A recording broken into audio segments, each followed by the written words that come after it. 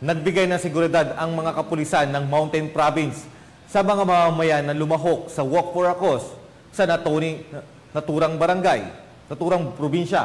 Patrolwoman Lizelle Digban sa ulat. Nakiisa ang mga kapulisan ng Mountain Province sa isinagawa ng mga miyembro ng Kabataan kontra Droga at Terorismo Natonin Chapter na Walk for a Cause sa Barangay Banaw, Natonin Mountain Province nito lamang ika-3 ng Hunyo 2024.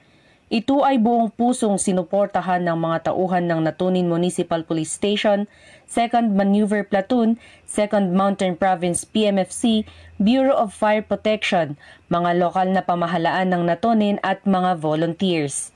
Ang aktibidad ay pinasimulan ng KK Natonin upang makalikom ng pinansyal na suporta para sa pagpapagamot ng isang kabataan na may karamdaman na leukemia at kasalukuyang sumasailalim sa chemotherapy at upang pondohan ang proyekto ng KK sa proper waste management. Bukod pa sa Walk for a Cause, nagsagawa din ng mga kalahok ng tree planting activity kung saan nakapagtanim sila ng mga fruit-bearing tree seedlings sa gilid ng daanan patungo sa Mount Patiking. Ito ay patunay sa matatag na ugnayan at pagtutulungan ng mga iba't ibang sangay ng gobyerno at kabataan tungo sa nagkakaisang hangarin na makatulong sa pamayanan. Mula dito sa La Trinidad, Benguet, ako ang inyong PNN correspondent, Patrolwoman Digban, alagad ng batas, tagataguyod ng Balitang Pulis.